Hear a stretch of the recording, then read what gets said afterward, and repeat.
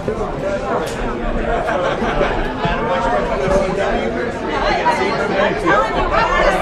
can see each other. There you go.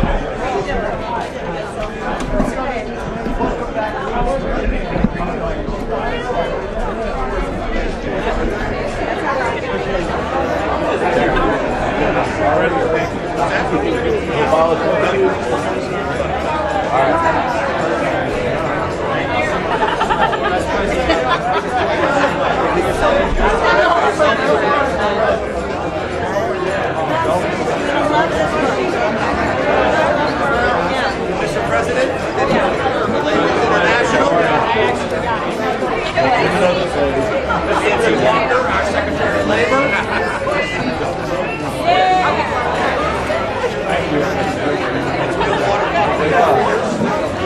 I got you, Robbie. I got you.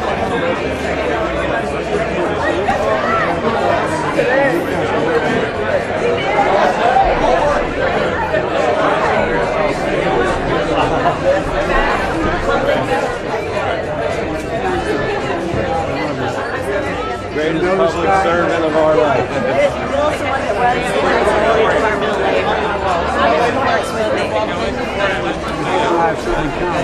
Good day here.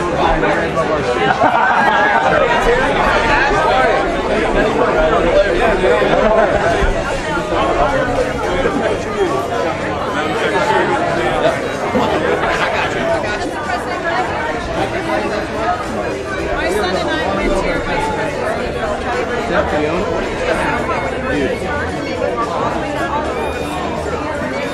I got it. You're right. My son. Yeah. It was fun today. I told you Okay, Rob, you have to move it. Medium 1 second. You're okay. There we go. Just like that. There we go. Right here.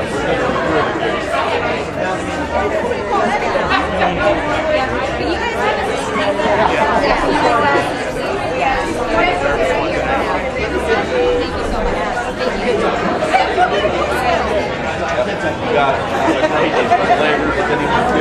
I cannot wait to get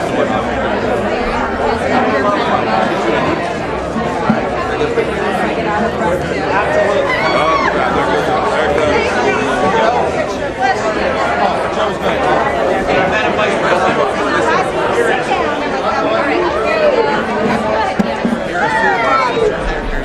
you have my t-shirt. Yeah, what's your name? You're always here. Where are we going?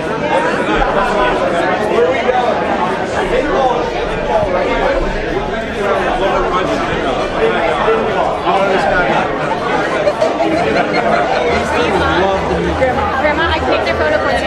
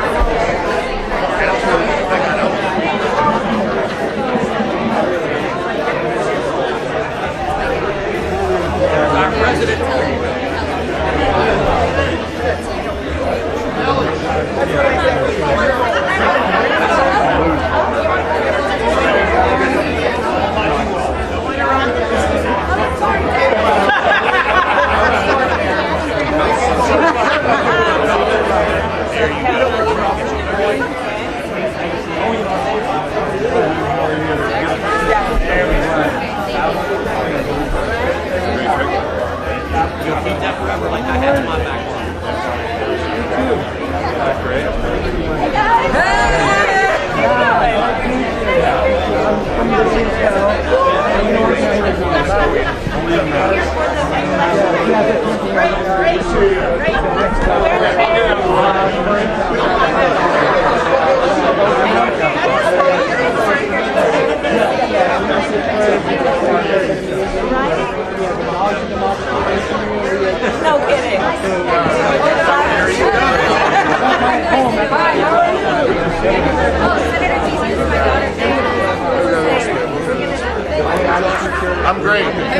long as you guys are left and right.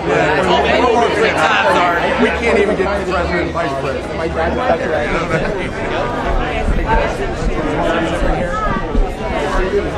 what's your name? Ready for this? Okay, got it. You gotta feel that. Yeah. You like this? You having fun? Hey, Auntie! He's the vice president. That's pretty good. Hey, Mom! Hey, Brianna. Hey, Favor. All right, we made it.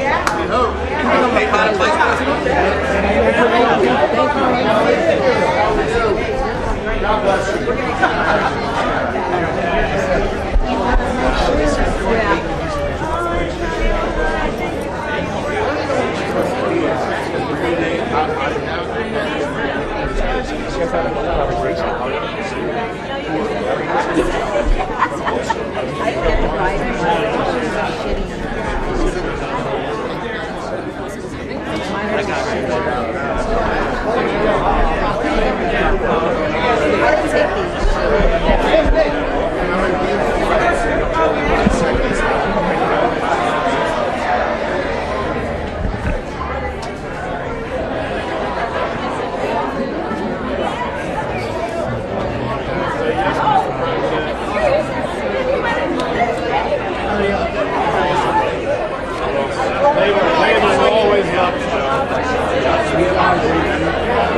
You brought me to the dance, man. Still working. Reminded me.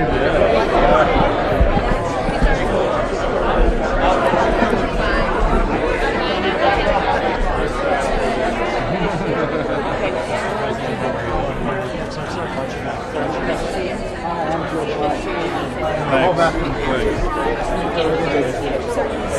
Ready for the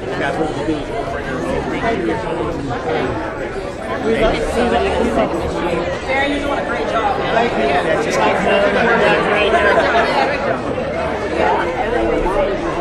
okay, high five. There we go. There we go. Hi again. Look at you. Hi. Okay, Madam Vice President, we'll bring you over here. Okay. Come here. I didn't say hi to you. Come on. Come on. Very well. How are you? Good. Is that your sister? Yeah, I could see that. Can you take a picture with you? Come on. There we go. Who got it? Okay. I'll see you guys later.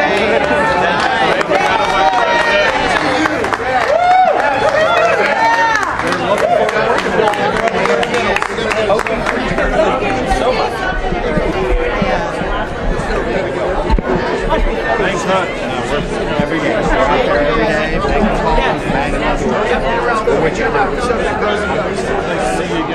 I better let you. That's fine. Move my seat. Everybody's okay, okay? No, I'm okay. You're doing great for him.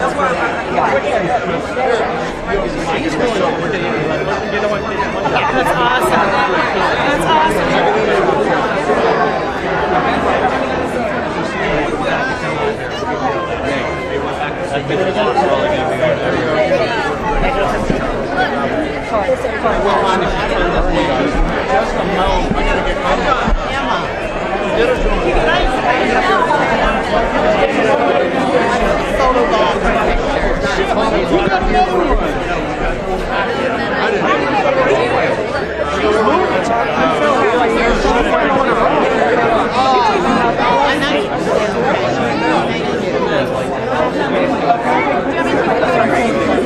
All I'm saying is, not us.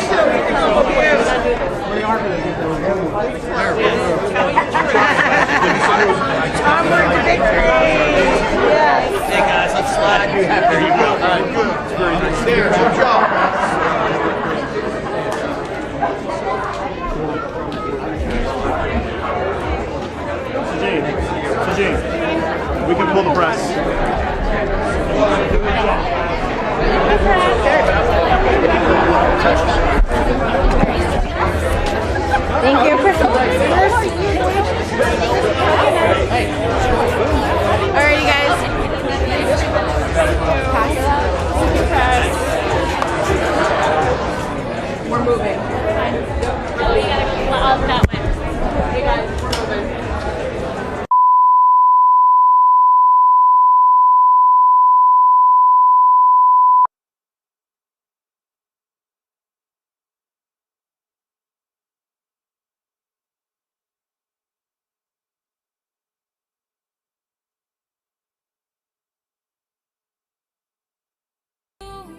Baby,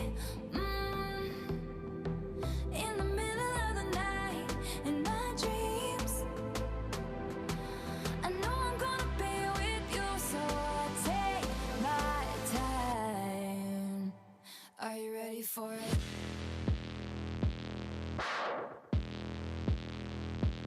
Knew I was a robber, first time that he saw me, stealing hearts and running off and never saying sorry. But if I'm a thief, then he can join the heist and we'll move to an island. And he can be my jailer, virgin to this tailor. Every love I've known in comparison is a failure. I forget their names now, I'm so very tame now. Never be the same now. No, I see how this is gonna go. Touch me and you'll never be alone. Island breeze and lights down low. No one has to know. No one has to know.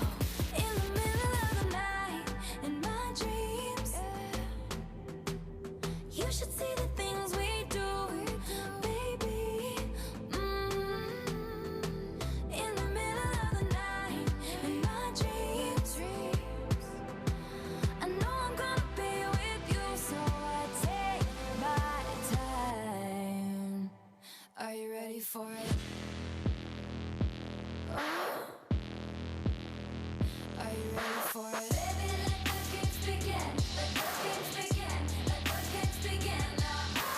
Baby, let the games begin. Let the games begin. Let the games begin. I see how this is gonna go. Touch me and you'll never be alone. Island breeze and lights down low. No one has to know. In the middle of the night, my dreams, you should see the things we do, baby. In the middle of the night, in my dreams, I know I'm gonna be with you, so I take my time. In the middle of the night, let the games begin. Let the games begin. Let the games begin. Are you ready for it? Baby, let the games begin. Let the games begin. Let the games begin. Are you ready for it?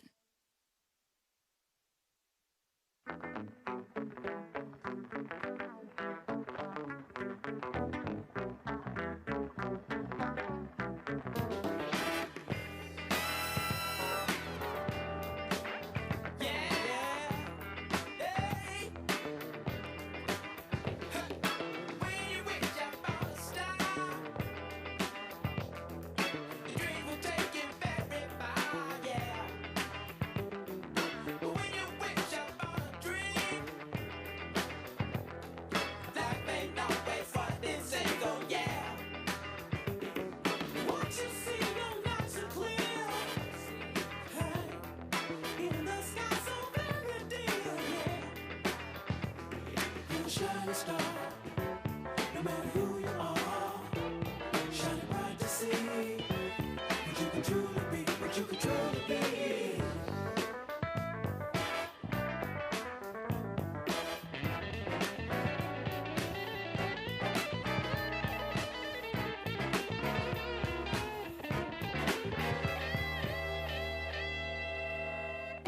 Just like I'm meant to view, shining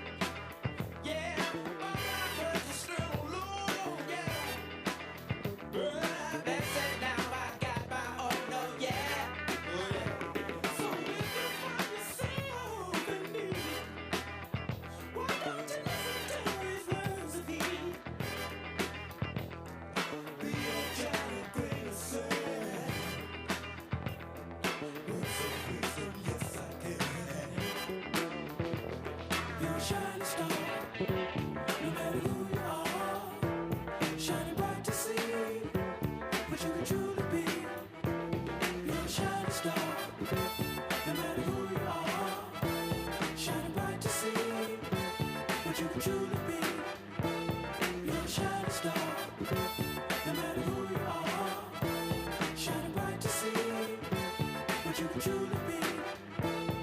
Shining star for you to see what your life can truly be. Shining star for you to see what your life can truly be. Shining star for you to see what your life can truly be. Hookah chaka, hookah, hookah, hookah chaka, hookah, hookah, hookah chaka, hookah, hookah, hookah chaka, hookah, hookah. I can't stop this feeling deep inside of me. Girl, you just don't realize what you do to me. When you hold me in your arms so tight, you let me know everything's alright. I'm hooked on a feeling, I'm high on believing that you're in love with me.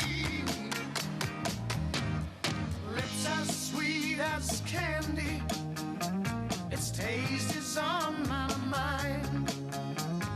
Girl, you got me thirsty for another cup of wine.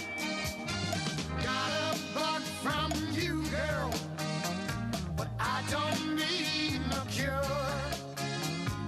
I just stay a victim if I can for sure. All the good love when we're all alone. Keep it up, girl. Yeah, you turn me on. I'm hooked on a feeling,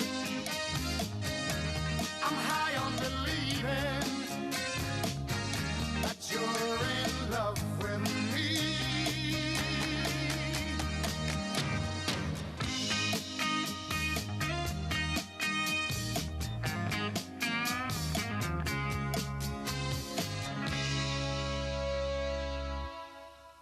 All the good love when we're all alone. Keep it up, girl. Yeah, you turn me on. I'm hooked on a feeling, I'm high on believing that you're in love with me. I'm hooked on a feeling, and I'm high on believing that you're in love with me. I said I'm hooked on a feeling, and I'm high on Please welcome Lieutenant Governor Austin Davis.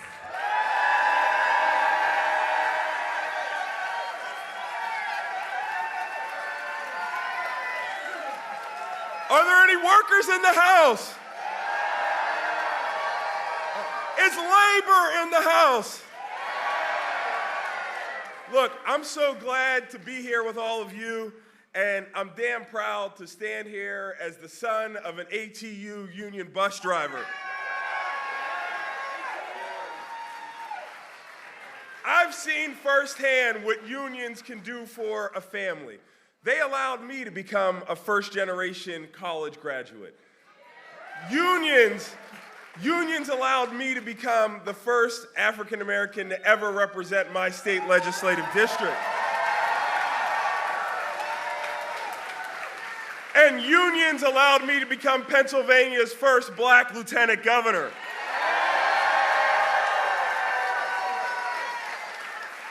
I want to be clear.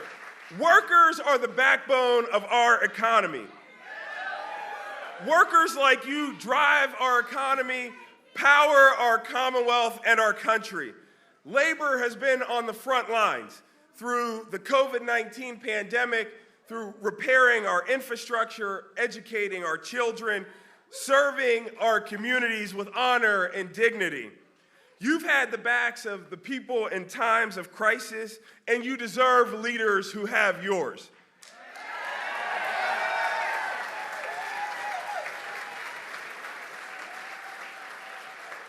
As long as Josh Shapiro and I are your governor and lieutenant governor, we are always going to have your backs.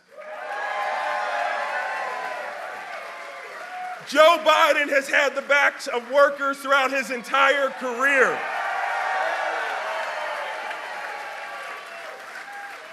Kamala Harris has stood up for workers as California's Attorney General, as a United States Senator, as our Vice President, and she will do it as our President.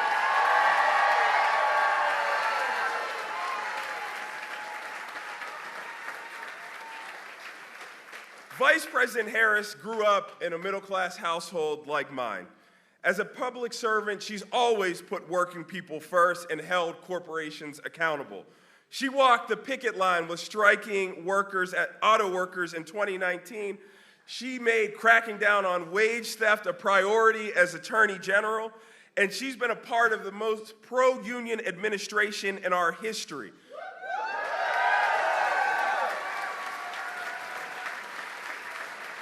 She's overseen the creation of good-paying union jobs, led the White House's labor task force, and she's been dedicated to organizing and empower workers and stood in solidarity with workers in calling for long overdue pay raises and fair benefits. She supports the PRO Act, and she has cast the deciding vote on legislation saving hundreds of thousands of pensions here in America. Let's be clear, folks. The contrast in this race could not be clearer. Donald Trump is one of the most anti-worker, anti-union presidents in our history. He hurt auto workers, shipped jobs overseas, and lined the pockets of the super wealthy and big corporations at the expense of the middle class and workers. We know who's better for working families, and that's Kamala Harris.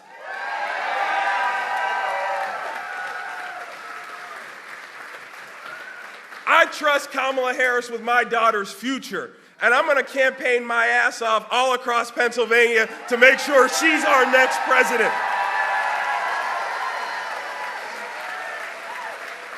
We've got 64 days left. Let's organize, let's mobilize, and let's elect Kamala Harris and Tim Walz to the White House. Thank you.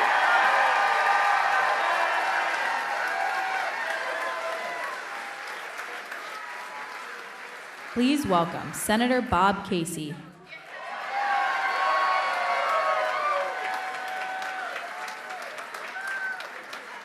Hello, Pittsburgh. First of all, happy Labor Day. What a great crowd here. I want to thank you all for being here on Labor Day, and I'm especially grateful to be with the men and women of organized labor. Please give yourselves and your unions and your families a hand.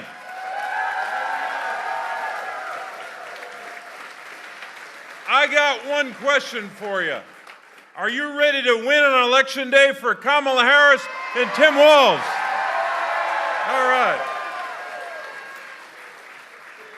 Now you all know Kamala's story as a prosecutor putting away dangerous criminals, to her time in the Senate and as vice president for fighting every day for women's rights, workers' rights, and voting rights, right? You know of her service as vice president as she and President Biden and Democrats brought jobs and investments back to Pennsylvania. You know that record. And we know that Vice President Kamala Harris has proven she is ready on day one to be our president and our commander-in-chief.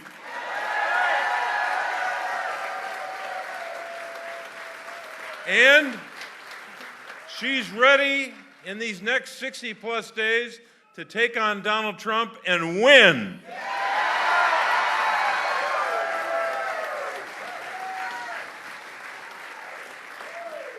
I don't think I have to tell this crowd much about the story of labor in Western Pennsylvania. You helped build Pennsylvania. You helped build our nation. You did it.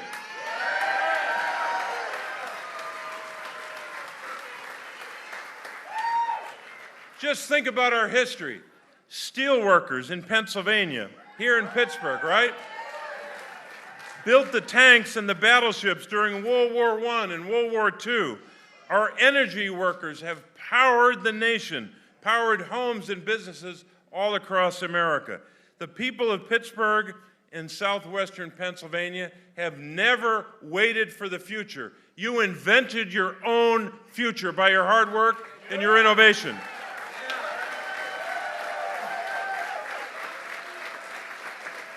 So I'm going to talk a little bit about what's at stake in this race.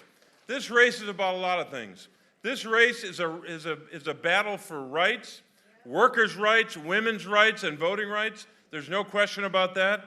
It's also a fight and a battle to lower costs, to fight the fentanyl crisis, to take care of our children, our seniors, our veterans, people with disabilities, people we've been fighting for years. We're going to continue to fight for them every day in this campaign.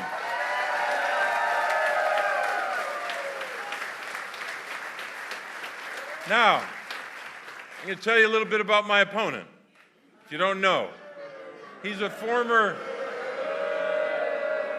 That's good. We didn't even practice that. That's good.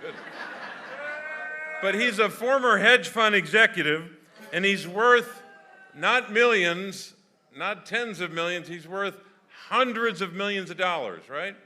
And there's no question that when people started to examine what he has done with his life in the last couple of years, they realized, well, you know what? He's not really living here. He lied about living in Pennsylvania when he was living in a $16 million house in Connecticut. He also lied about how he grew up. He said one time when he was running 2 years ago, he said he came from nothing. It was like an Abe Lincoln story. But we know that's not true. But in this race, this is going to be a battle for those issues, whether it's rights or lowering costs or helping our families. And I think the difference between the two of us is pretty clear. I've been on the side of working families, fighting with the men and women of labor against big corporations.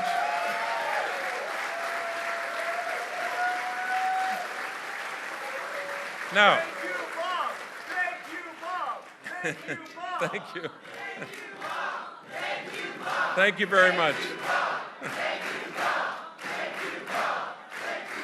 I'm going to give a prize to whoever started that back there. That was pretty good.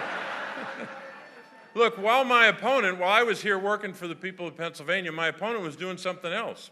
He was running that big hedge fund, and he was also, at the time, spending most of his time making investments in China and making investments for the government of China, for President Xi, while I was doing work here. I think we need a senator from Pennsylvania who's going to represent and work for the people of our state, not making huge investments in China.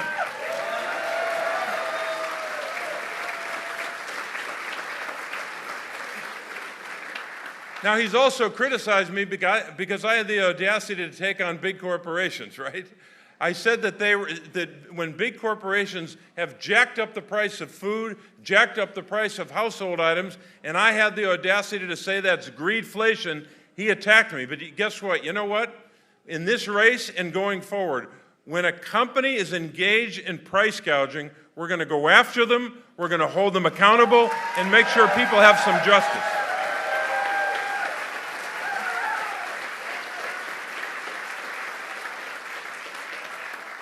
Also, a big difference in this race, it's a difference in the presidential race between Kamala Harris and Donald Trump. It's also a difference between me and my opponent.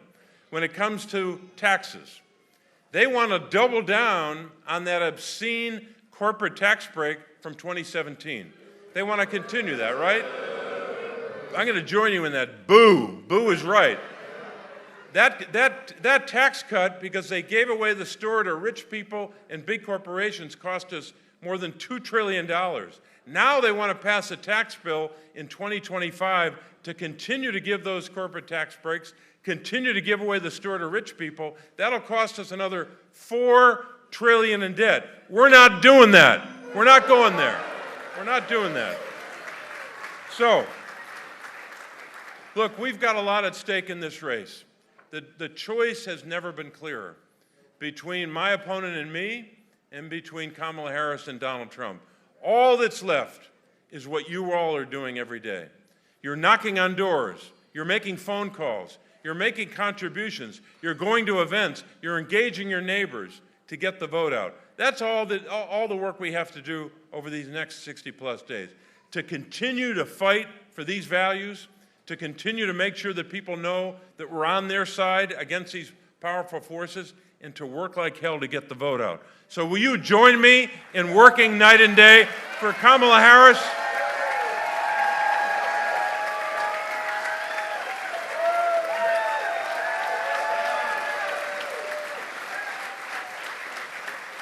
And please join me in working every day to get out the vote for our entire ticket. I need your help in this race. We're going to win together. God bless you.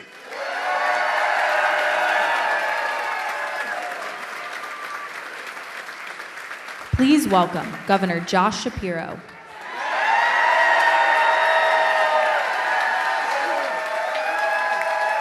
Hey! What's up, Pittsburgh? All right. Y'all look so good out there. Here in the Commonwealth of Pennsylvania, you represent one of 750,000 proud members of organized labor. And it's not just the folks who are working every day in our unions. It's the proud and rich tradition here in the Commonwealth of Pennsylvania. That rich tradition where organized labor not only built this Commonwealth, but they built this country. They sure did. And we are blessed today to have a whole lot of labor leaders from all across this country. And you're going to hear from many of them. But I got to give a shout out to our local guy, the guy who opened the doors, the guy who keeps the power on, IBW Local 5's leader, Tommy McIntyre. Whoa! Let's hear it for Tommy.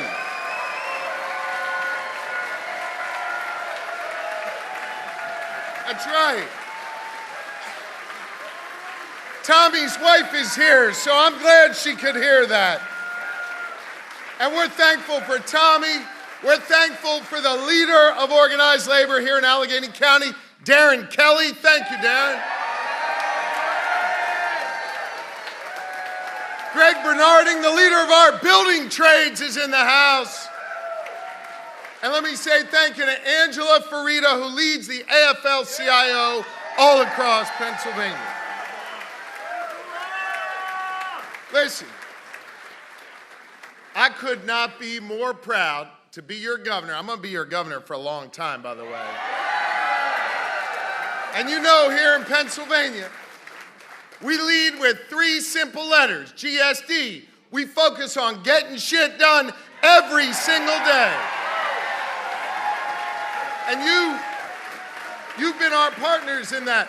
My first day in office, we signed an executive order saying 92%, over 66,000 of our state government jobs no longer require a college degree. I'm going to tell you why we did that. Because here in Pennsylvania, we value skills, we value experience, and we value the know-how that you bring to work every single day.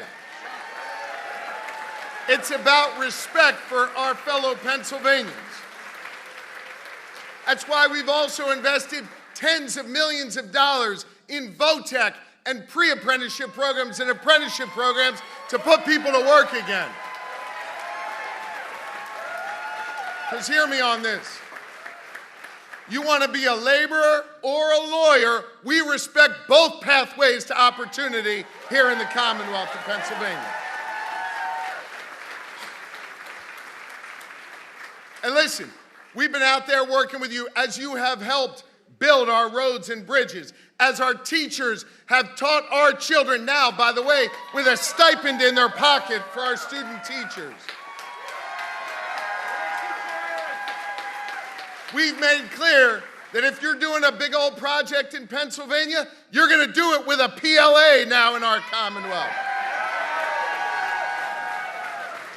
You're running our buses, you're patrolling our streets, you're helping keep people healthy. You, The people of organized labor are making our Commonwealth move forward every day, and I am so damn proud of you.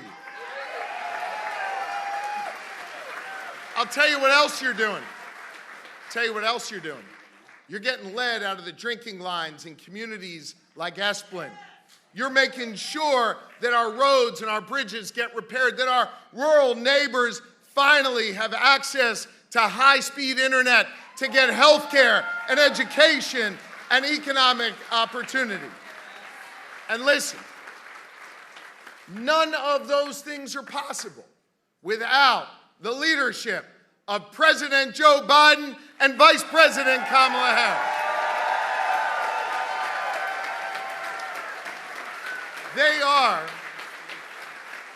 They are our true partners here in the Commonwealth of Pennsylvania. And hear me on this. The president and the vice president, they give a damn about us. They care about our future. Hell, I think Joe Biden has been in this House of Labor like 300 times as president. And we are so psyched to have Vice President Kamala Harris here with us today. And they have been with us. They have been with us in times of tragedy and in times of triumph. When Fern Hollow Bridge went down, it was President Joe Biden and Vice President Kamala Harris who made sure with the hands of labor we got that rebuilt. And on the other side of the state, don't worry, I'm not making an Eagles reference in this room. I'm not that stupid. But on the other side of the state, when I-95 collapsed, it was President Biden, it was Vice President Harris, and it was the hands of labor that rebuilt that road in just 12 days.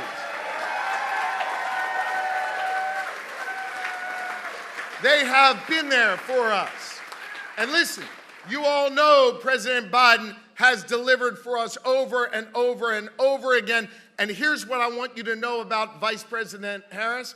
She don't let anybody mess with workers here in Pennsylvania or anywhere in the country. She's taken on those who would take advantage of workers. She's put them behind bars. She stood up to the bullies, and she has always won for us. That's Vice President Kamala Harris. And I want you to hear me on this. Under President Biden's leadership, this nation is producing more energy than ever before, and we are leading the nation when it comes to clean energy development and putting people to work in the energy sector here in the Commonwealth. Now, I need you to hear me on this. Vice President Harris will continue to make sure we are competitive on energy, put more people to work, and help see through that Pennsylvania is the leader on energy for decades to come. She's got our back.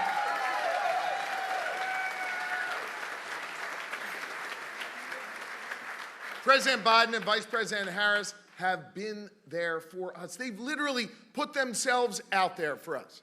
And so I'm here today to ask you, as your governor, as a fellow proud Pennsylvanian here in this House of Labor, do we have it in us to do what we need to do to be for them over these next 65 days? Can we do that together? We got to do the work. We got to do the work. We're in the red zone. We got a couple yards to go, and this is when it gets tough. This is when it gets hard. This is when you labor leaders, y'all got to go knock on your colleagues' doors. You got to text them. You got to call them, and you got to say, I know Joe Biden. I know Kamala Harris. I trust our governor. I'm going to be there for them, and we're going to make sure they get elected and they can lead us forward and help make Pennsylvania even stronger. Now, the president and the vice president will tell you this. This is a team sport, and we only get there if we return our senior senator, Bob Casey, to the U.S. Senate to keep fighting for it. Now listen, a whole lot of folks come walk into a labor hall like this. They enjoy seeing you when you're at home, and then they get into all those fancy schmancy halls in the Capitol in D.C., and they forget where they came from. They forget their values. Bob Casey never forgets where he comes from. He never forgets these houses of labor that send him to Washington. Let's send Bob Casey back to lead us. He's one of us. And when he's there, he's going to need a Democratic U.S. House. Let's re-elect Chris Deluzio and make sure we've got a Democratic House. And I'm just going to say, here's what I need from you. Y'all were so good to me a year and a half ago. I need you to help keep Joanna McClinton and Matt Bradford in the majority in the State House of Representatives. And then I want all of you in January to come with me when we swear in Jay Costa as the leader of the state Senate, the next president pro tem. We can do this together. Gang, we know how to win when it's on the line. We know what is at stake. It's your jobs. It's your livelihoods. It's food on the table. It's that hunt and fishing trip with your families and the people who can lead us forward. The folks who need our help right now, the people who are going to be there for us, are the next president and vice president of the United States, Kamala Harris and Tim Walz. Are you with me? Pennsylvania, we got work to do. Let's do it. Thank you very much. Thank you. Thank you.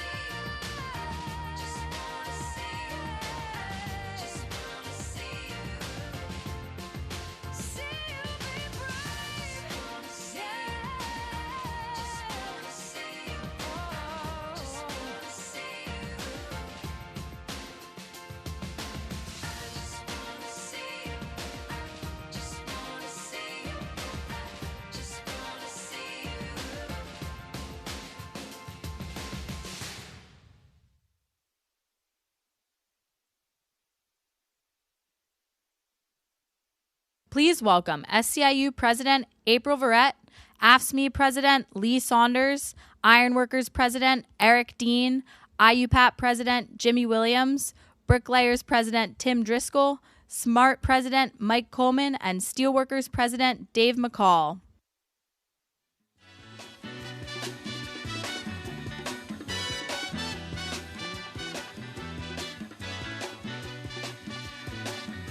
Hush now, child, and don't cry. Your folks might understand you by and by. Just move on up toward your destination. Though you may find from time to time complications.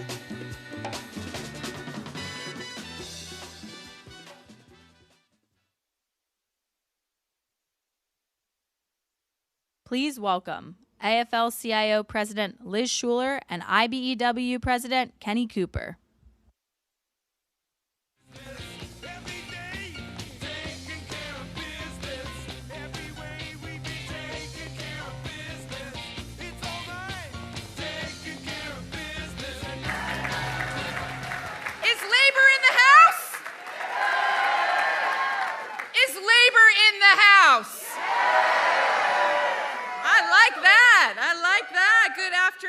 And happy Labor Day. It is so great to be here. I'm an IBEW member, so I want to just say thank you to Local 5 for hosting us, Tommy McIntyre. And I am so honored to be here with President Biden and Vice President Harris. Yes. And my brother, Kenny Cooper from the IBEW, and all of these hard-working labor leaders and activists, and all of you, thank you so much. Let's hear it for y'all. And I want to shout out our Western Pennsylvania labor movement. Thank you so much. We had a great parade today, didn't we?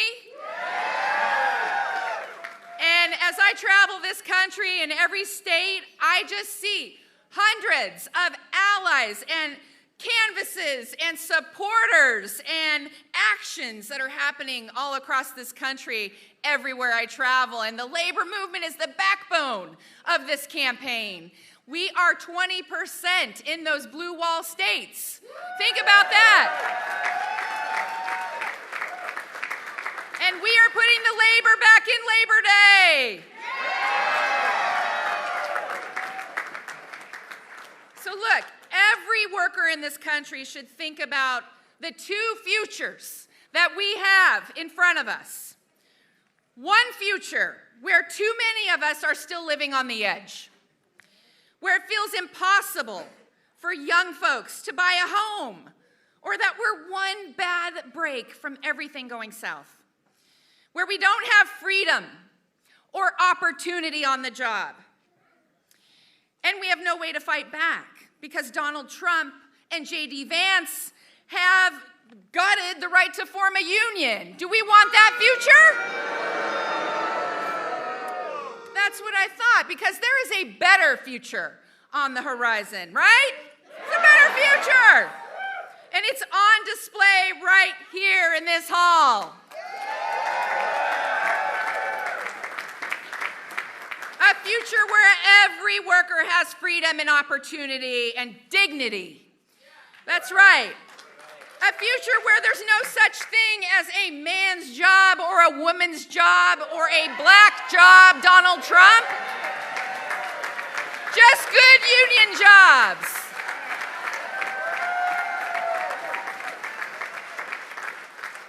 A future where they don't call us working women childless cat ladies. They call us Madam President.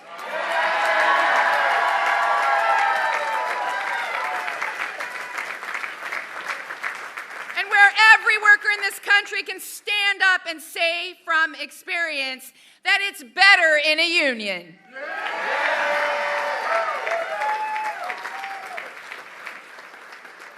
Joe Biden and Kamala Harris were walking our picket lines when Donald Trump was crossing them.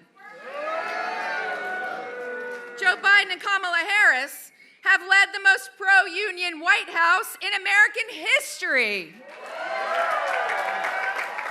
And you remember that Kamala Harris cast those deciding votes in the Senate to save millions of workers' pensions and lower costs for seniors on their prescription drugs and make the biggest investment in modern history to rebuild this country.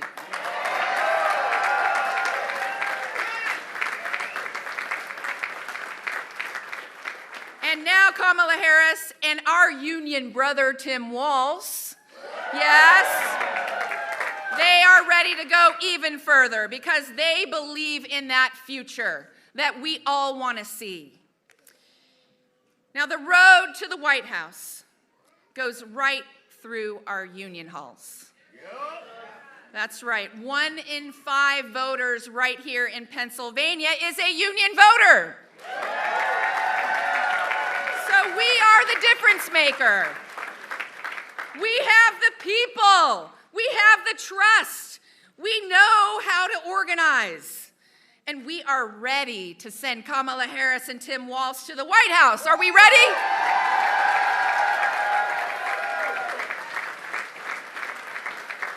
All right, I gotta hear you. Are you gonna get your friends registered to vote?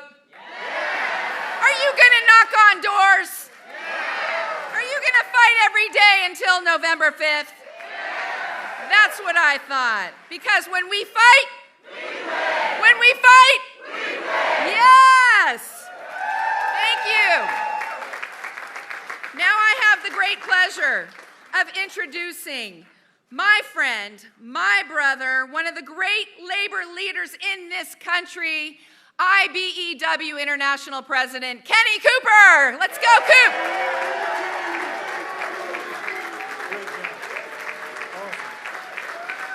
Good afternoon. Good afternoon, brothers and sisters. Good afternoon. Thank you, brothers and sisters. Thank you, guests. And most of all, thank you, family, for being here on Labor Day. You know, it's a great honor to be in Pittsburgh, a good union town, but for me, it's really an honor to be in the House of Labor. IBEW Local 5, thank you so much for everything you do.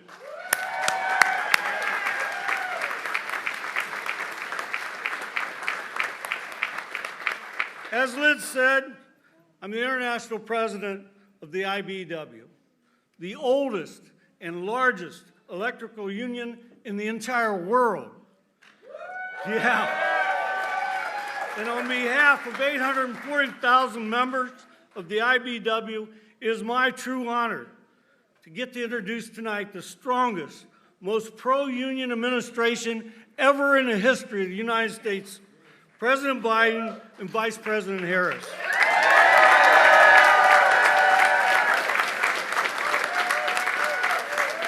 You know, Joe Biden made a lot of promises when he ran for president in 2022 or 2020. He promised to save Americans' pension system that was a serious risk for us. He promised to help American workers that were depending on him to help save that pension. Workers who went to work every day, lived by the rules, who deferred their own wages so they could retire one day with dignity and respect. He passed the Butch-Lewis Act, saving the Americans' multi-employer pension plan. And when the Senate was all tied up, let's think about this a minute, on the rescue of America's pension plans, they were only tied up for one reason. We couldn't find a Republican senator that would vote for American workers. Not one. But Vice President Harris showed us her real colors. She stepped to the plate, cast a deciding vote to save our pension plans across America.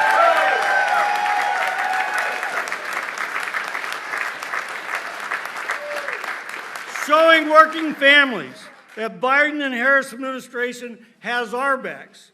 Promises made, promises kept. He pledged to rebuild our country's infrastructure the only way that makes sense, with good union jobs that pays well and has health care for them and their families. Once again, promises made, promises kept.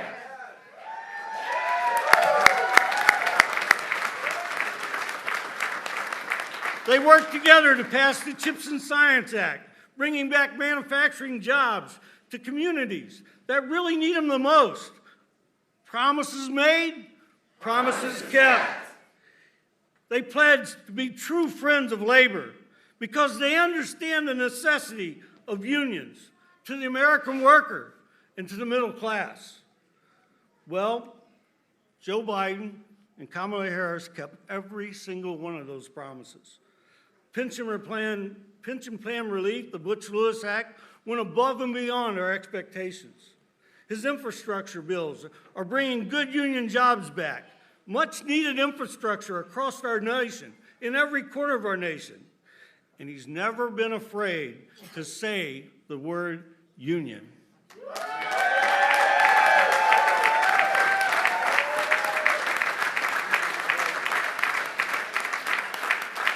Joe Biden is more than just a pro-union, the most pro-union president in our entire history. When he passed the torch to Kamala Harris, he ensured his pro-union, pro-labor legacy would continue with the next administration. Kamala Harris understands, just as Joe did, and Joe does now, the only way to meet the future of this great nation is by giving workers a real voice at every table, especially the most important table to every worker and every worker's family, the kitchen table. Yeah.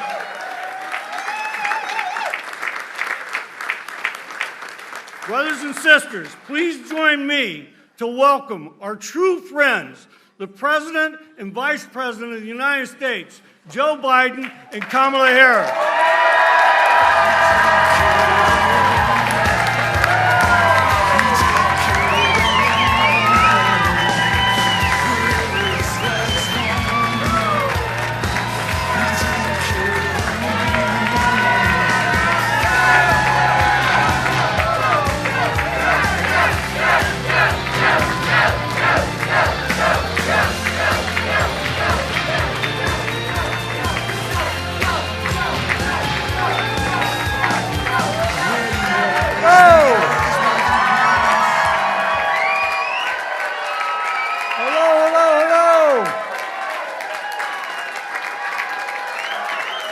Hello, Pittsburgh.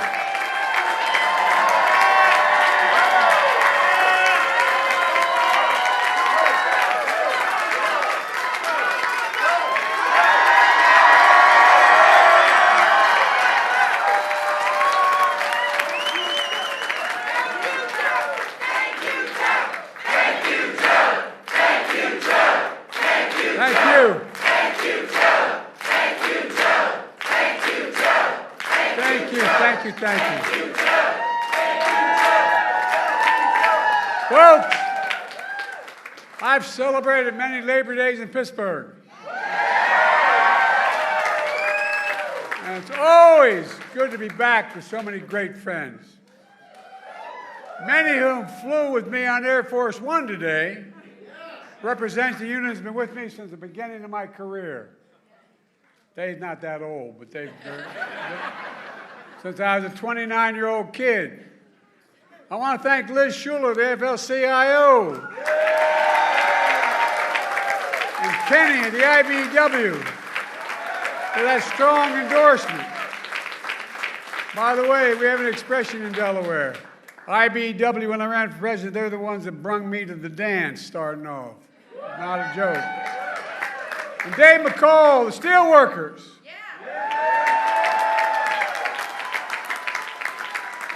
Dave, in 1972, steelworkers were the first union to endorse a 29-year-old kid named Joe Biden who wasn't old enough to be senator when he got elected. It mattered. A guy named Huey Carcella was the district president because we used to have one of the largest labor forces in Claymont, Delaware, and North, over 4,000 workers. And it was, anyway, it all went south.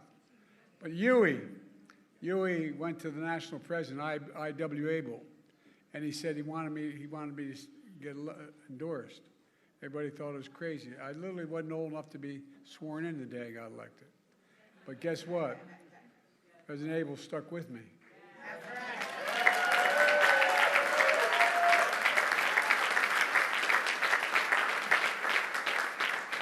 And they got stuck with me for the rest of my career. Eric Dean of the Ironworkers, Tim Driscoll of Bricklayers, April Bell of the SEIU,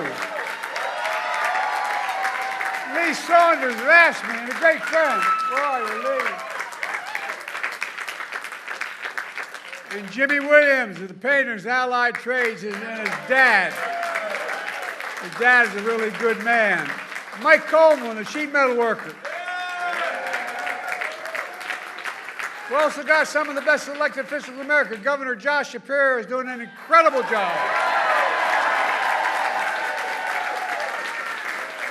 The great Lieutenant Governor Austin Davis. And one of America's best words, Ed Gainey. Ed, you're doing a hell of a job.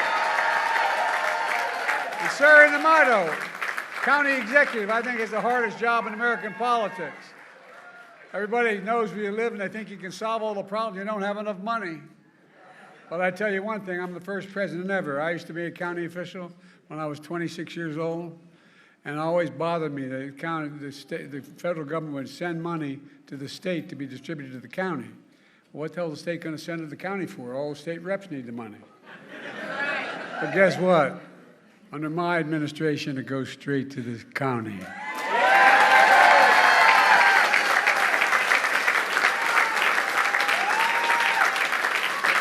One of my best friends, my name's Joe Biden. I'm from Scranton, Pennsylvania.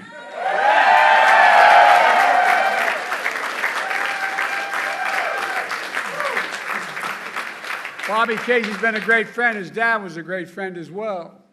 And by the way, we grew up 3 blocks from one another. 3 blocks. And they still worry about us by showing up. And guess what? I was on North Washington Avenue. He was in Adams. Guess what? They've renamed North Washington Avenue down where I live Biden Way. Worth the effort.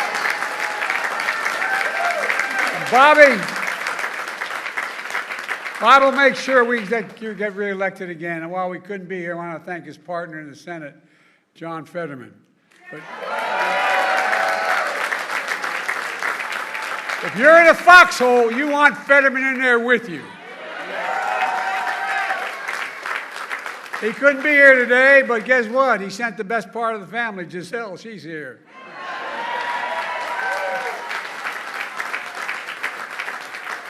Let me just say, it means so much to be with a true friend, the Vice President and the next great President of the United States of America, Kamala Harris.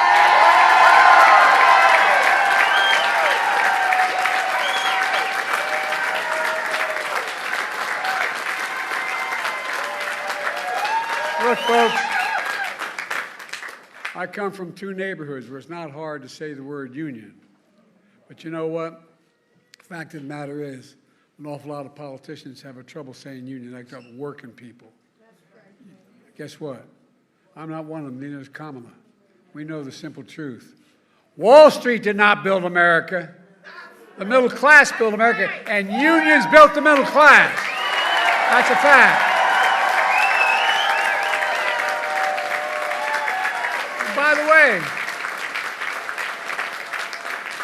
that is not a slogan, that's a fact. I asked the Treasury Department to do a study, and it shows that when unions do well, all workers in America do better. That's a fact. That's a fact.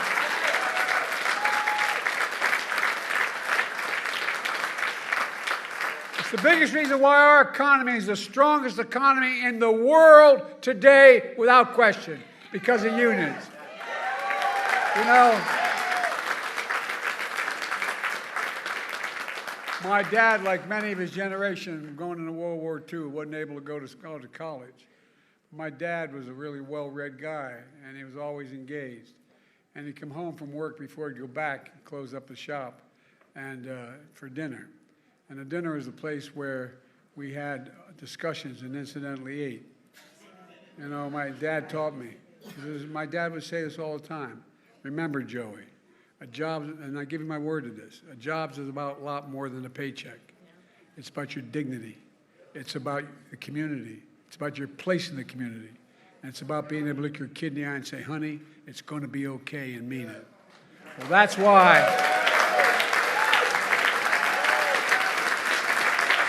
That's why Kamala and I are so proud. So proud of the greatest job creation record of any president in a single term in American history.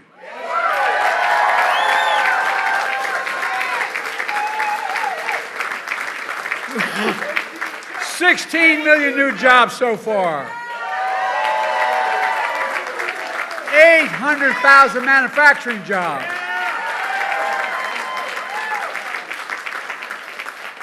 8 years ago, how many times did you hear about we can no longer be the manufacturing capital of the world? Where the hell is that written? We are the greatest manufacturing city, county in the world, state in the world, city in the world. We're going to remain that way. Now, I'll tell you something. Kamala and I are damn proud that we protected the pensions of over 1 million workers and retirees.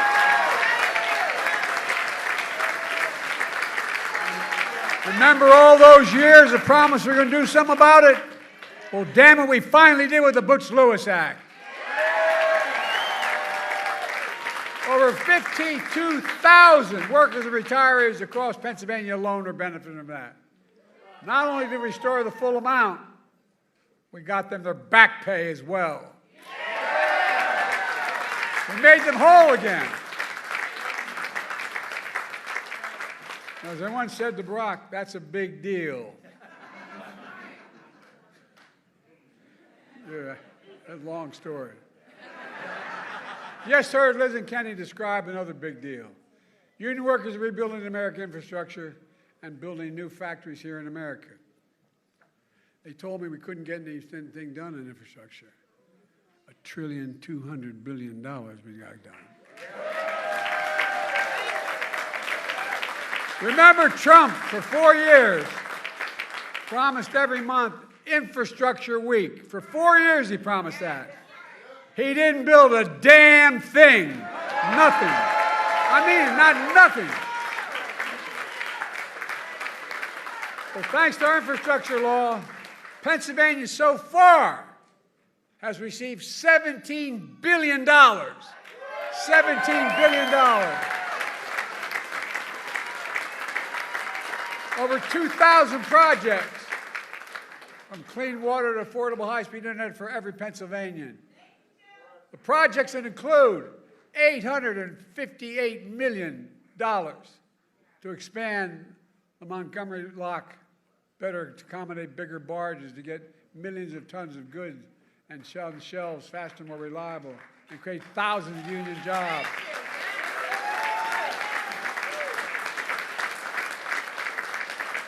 I was working on the Great Lakes, and I got a call from Senator Casey. He's been no bigger champion than Casey for this. You know what I call him? I call him the Casey Locks. Not Goldilocks, the Casey Locks. Bobby's also a champion of Pennsylvania's energy communities.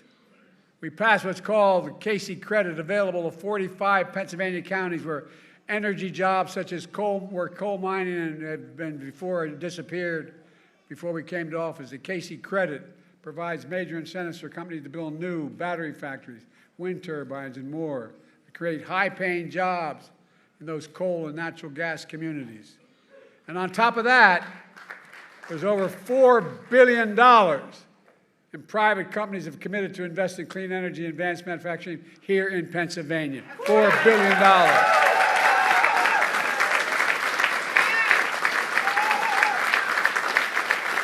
And guess what? With your support, I signed an executive order to make sure large federal construction projects all use project labor agreements.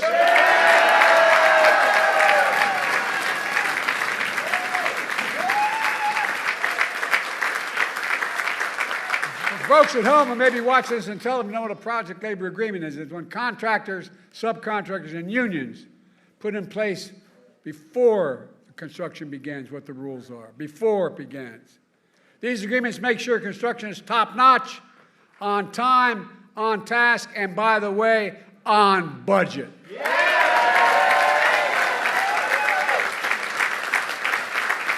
There's another big deal. Buy American. That's been the law since 1930. I got to admit, I've been around, I'm only 40, but I've been around a long time. But I, quite frankly, until 10 years ago, wasn't aware. You know, back in the 30s, when they were trying to make sure unions could organize and business couldn't interfere, the law was passed that said every penny the president gets from the Senate, the House, and Congress to spend on a project, he should hire an American worker and use an American product. But past administration, seriously, Past administration, including my predecessor, failed to buy America. They shipped jobs overseas where labor was cheaper and brought home the product that was more expensive. But not anymore. Federal projects build American roads, bridges, highways, and they'll be made with American products by American workers. That's why. That's why we're creating all these. I'm serious. It's simple and basic. That's why we're creating so many good-paying jobs. In fact, we're requiring those kinds of projects to pay Davis-Bacon prevailing wages so they're jobs that can raise a family on.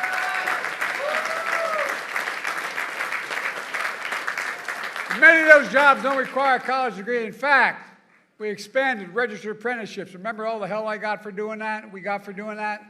Well, guess what? It resulted in hiring over 1 million apprentices since we came to office.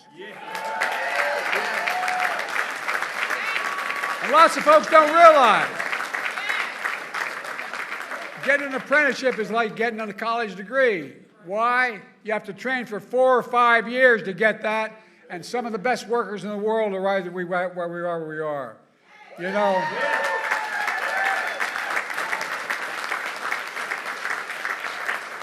When you're in Pittsburgh, you're standing with steel workers.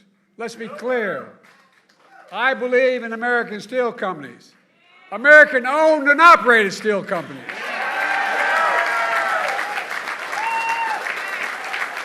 A simple reason. It's not hyperbole. American steelworkers are the best steelworkers in the world. And I made it clear last time I was in Pittsburgh. United States Steel, an iconic American company for more than a century, is going to remain an American company.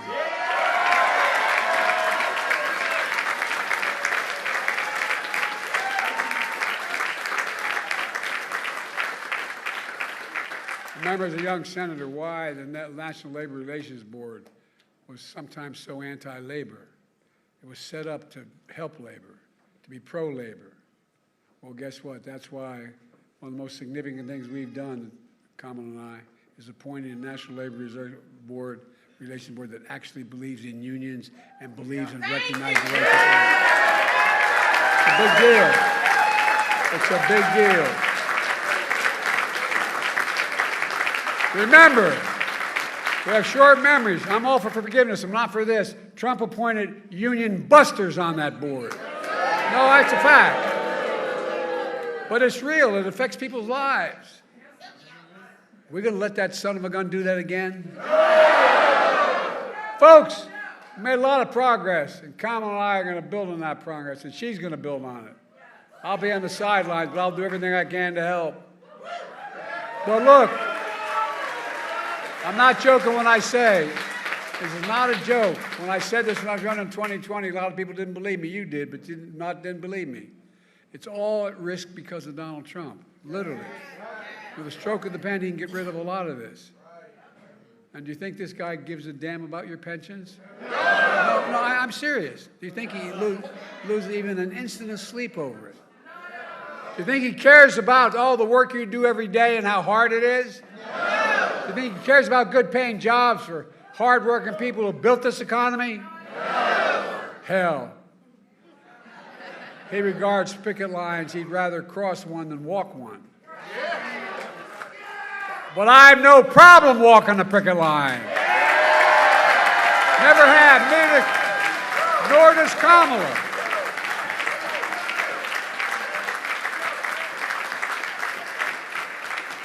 We'll always walk alongside you.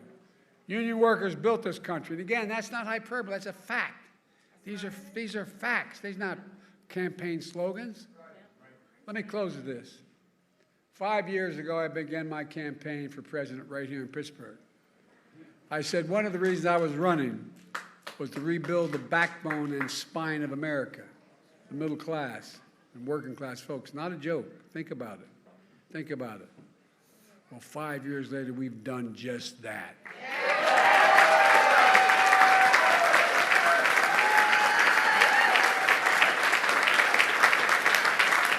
I'm back in Pittsburgh on Labor Day again with a simple message. As we look at this election, I spent my whole career believing in unions. I'm not joking when I say that. I'm honored to be considered the most pro-union president ever.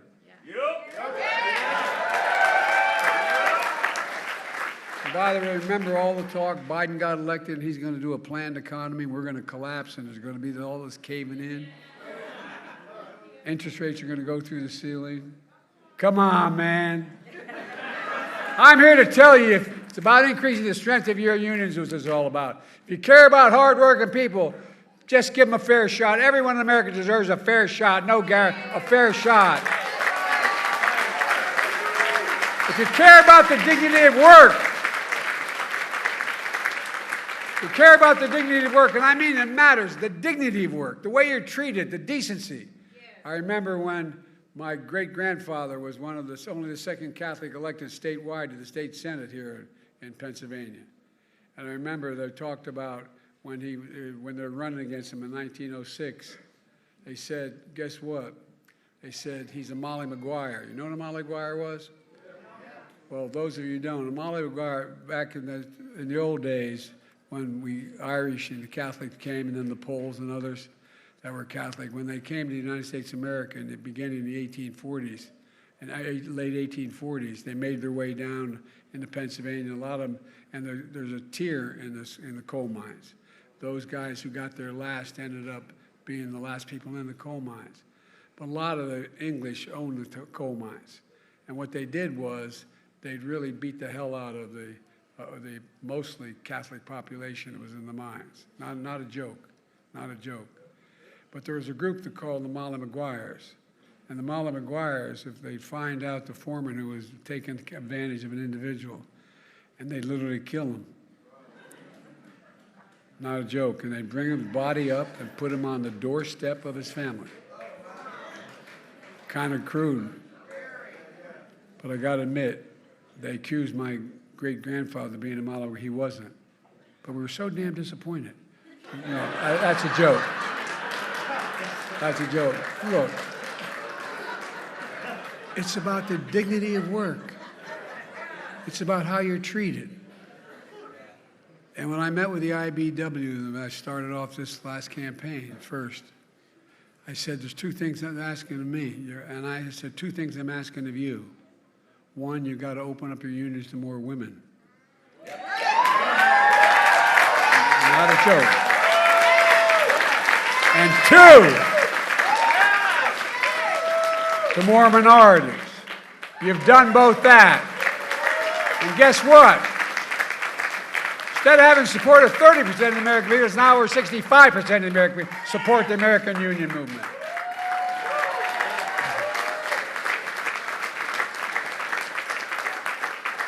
It really is all about the dignity of work.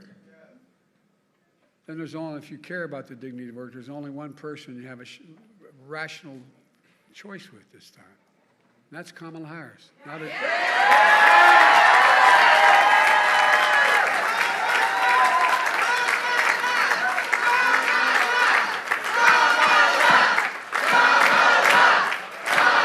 Let me tell you about this woman.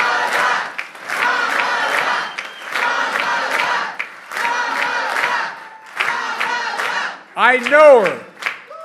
I trust her. Not a joke. I trust her. Number two, the first decision I made, the nominee in 2020, was selecting her as my vice president. And by the way, it was the single best decision I made as president of the United States of America.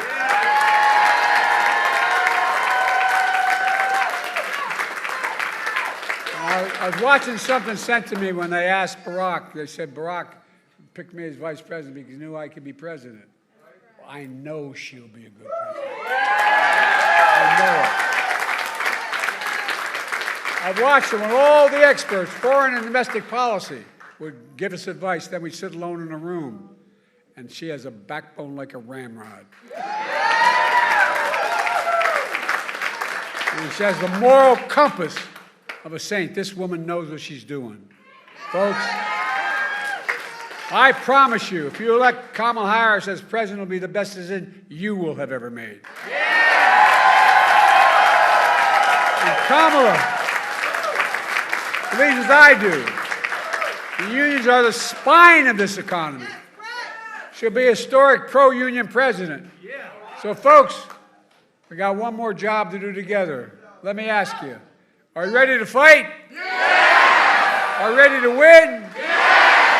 Are you ready to elect Kamala Harris our next president of the United States of America?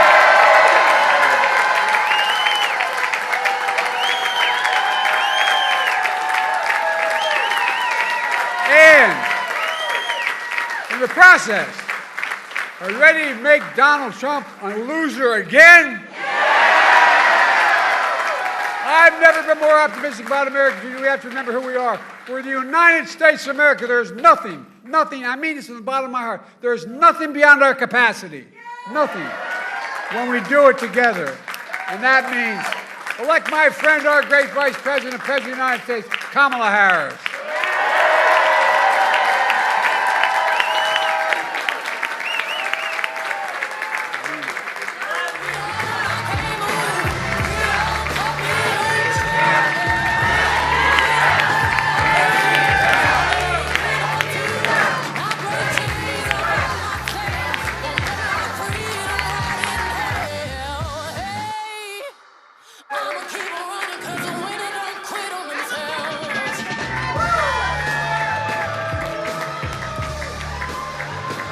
Good afternoon, Pittsburgh.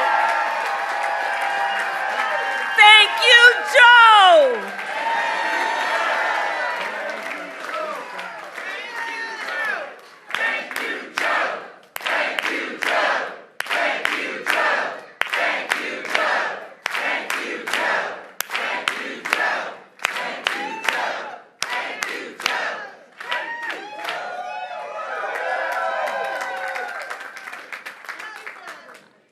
It is good to be in the House of Labor. It is good to be in the House of Labor.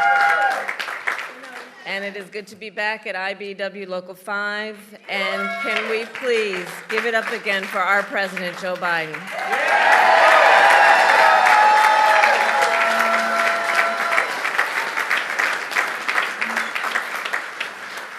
Now, I don't have to tell the brothers and sisters of labor that you really get to know somebody when you're in the middle of a fight.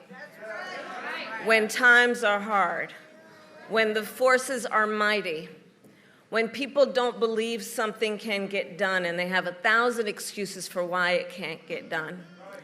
And I have spent more time with this extraordinary human being when the cameras were not in the room, when the stakes were high, when the heat was intense. And Joe Biden has always stood with the workers of America and labor unions of America. Always. Always. I've been with him when he'll bring folks into the Oval Office. And you know how Joe can get sometimes. He doesn't spare words. It's good that sometimes the cameras are not in the room when he has those conversations. Because the thing about the Joe Biden I know, and I know you know, because he has been a friend of labor for so long, for his whole life, Joe Biden can be quite impatient. And that's a good thing for that kind of leader. Quite impatient. And I say to all of the friends here, the press that's in the room, history will show what we here know. Joe Biden has been one of the most transformative presidents in the United States that we have ever witnessed.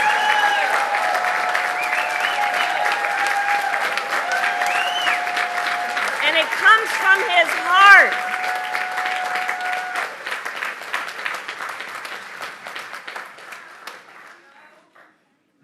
And you know, Joe and I talk a lot about the fact that we are so proud to be the most pro-union administration in America's history. And it is thanks to your leadership. And as we know, Joe's still got a lot of work to do, so let's also understand that. So I want to thank all the incredible leaders who are here today, including the Governor Shapiro, Lieutenant Governor Davis, Senator Casey, who we will re-elect this November, Mayor Gainey, President Schuller, President Cooper, all the leaders of labor who are here, all the union members who are here. So I'll just get right to a few points. I love Labor Day. I love celebrating Labor Day. And Pittsburgh, of course, is a cradle of the American labor movement. It is the birthplace of the AFL, headquarters of the steelworkers, home to Firefighters Local 1, and of course the historic IBEW Local 5.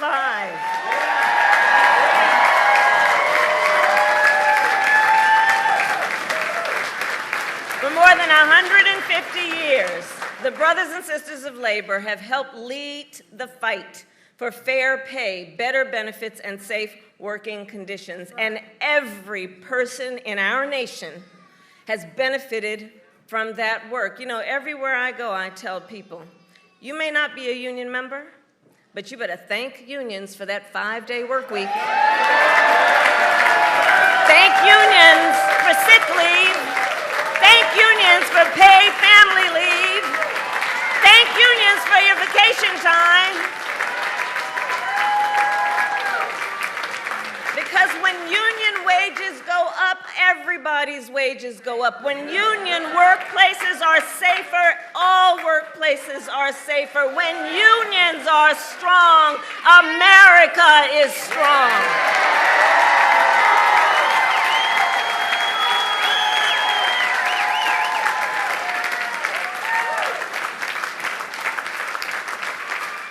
And we are clear. Not only has Pittsburgh shaped the history of America's labor movement, today you are also shaping its future. In 2021, with my dear friend, the Secretary Marty Walsh, who the President appointed to be Secretary of Labor, he and I hosted a meeting right here in this local, and it was part of the White House Labor Task Force that I lead. That day we met with a group of computer programmers who were working to form a union. 1 month later, they signed their contract and became one of the first technology unions in our nation. Standing on the shoulder of all those who have been here and fought the good fight. So Pittsburgh, I remind us of that to say together, we are fighting to build an economy that works for all working people. And that has always been the vision of the labor movement. And that is the vision of our campaign. You know, in this election, there are two very different visions for our nation. One, ours, focused on the future. The other, focused on the past. We fight for the future. We fight for a future of dignity, respect, and opportunity for all people.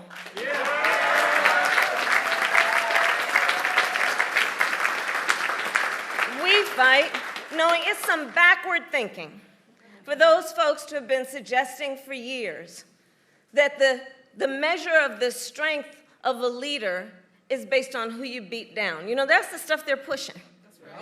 That the measure of the strength of a leader is based on who you beat down, when we know the true measure of the strength of a leader is based on who you lift up. Who you lift up. Do you fight for workers? Do you fight for families? Do you fight for those who must be seen and heard and deserve the dignity that comes with hard work? That's what we fight for. And when you know what you stand for, you know what to fight for. So we're 64 days out from this election. Ballots in Pennsylvania will start dropping in 14 days. 14 days. And this election is, as much as anything else, a fight for the promise of America. For the promise of America. We love our country. We love our country. And we know it is one of the highest forms of patriotism to fight for the ideals of our country. And that's what this election is about. And about the promise of America. And I don't need to tell unions what the promise looks like. It's what you do every day.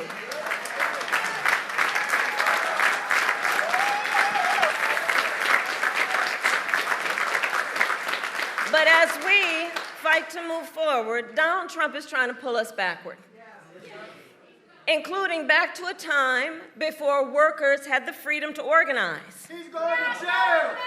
Well, the courts will handle that, and we will handle November. How about that? We'll handle November. Let the courts handle that other thing. But we're not going back. We're not going back. We're not going back. And one of the ways we're going to guarantee we don't go back is that we remember. Right? It is important to remember what that was and what it is. Remember, as president, Donald Trump blocked overtime benefits for millions of workers. He opposed efforts to raise the minimum wage. As the president said, he appointed union busters to the National Labor Relations Board. And don't forget, he supported so-called right-to-work laws. And if Donald Trump were to be reelected, he intends to give more tax cuts to billionaires and big corporations. He intends to cut Social Security and Medicare. He wants to impose what, in effect, would be a national sales tax. I call it the Trump national sales tax. On everyday products and basic necessities that would cost a typical American family, the economists have said this, almost $4,000 a year. He intends to repeal the Affordable Care Act and take us back to what we remember, because it wasn't that long ago, was a time when insurance companies could deny people with pre-existing conditions. You remember what that was? Children with asthma, breast cancer survivors, grandparents with diabetes. Well, look, America has tried those failed policies before, and we are not going back.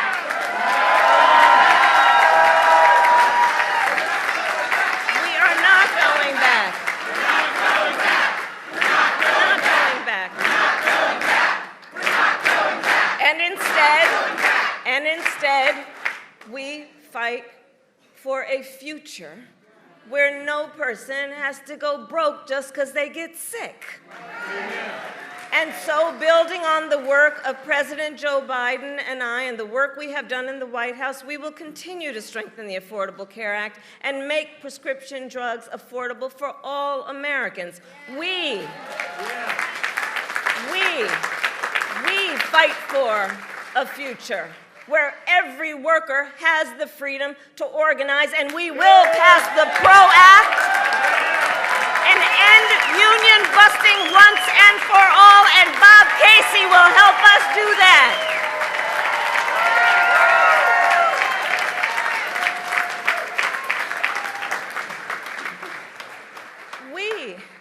We see and know and fight for a future where every person has the opportunity not just to get by, but to get ahead.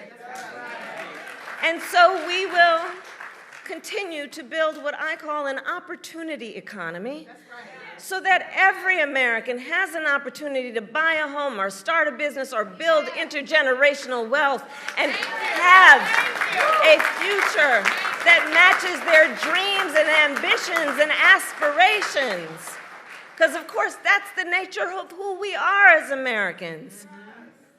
We have dreams. We can see what is possible unburdened by what has been. We have aspirations. We have ambitions. And the system that is a good system is one that supports that and allows people the opportunity to go where they can see and imagine themselves to be. That's what I'm talking about when I talk about an opportunity economy. We fight for a future where every senior can retire with dignity. And so we will continue to defend Social Security and Medicare and pensions, and pensions, and pensions.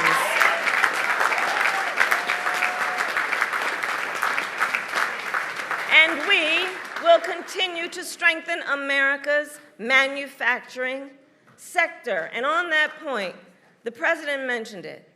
U.S. Steel is an historic American company, and it is vital for our nation to maintain strong American steel companies, and I couldn't agree more with President Biden. U.S. Steel should remain American-owned and American-operated. And I will always have the back of America's steelworkers. And all of America's workers.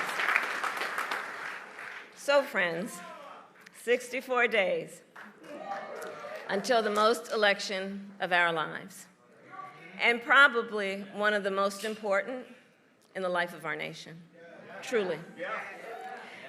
And we know this is going to be a tight race to the very end. It's going to be a tight race to the very end. So let's not pay too much attention to those polls. Because as unions and labor knows best, we know what it's like to be the underdog. And we are the underdog in this race. And we have some hard work then ahead of us. But here's the beauty of us in this room. We like hard work. Hard work is good work. Hard work is joyful work. And so in this fight, I will continue to count on the strength, the determination, and the hard work of the leaders in this room to knock on doors, to get folks to the polls, and bluntly put, because the people in here do it, to help us win Pennsylvania. So today I ask, are you ready to make your voices heard? Do we believe in freedom? Do we believe in opportunity? Do we believe in the promise of America? And are we ready to fight for it? And when we fight, we win. God bless you. God bless America.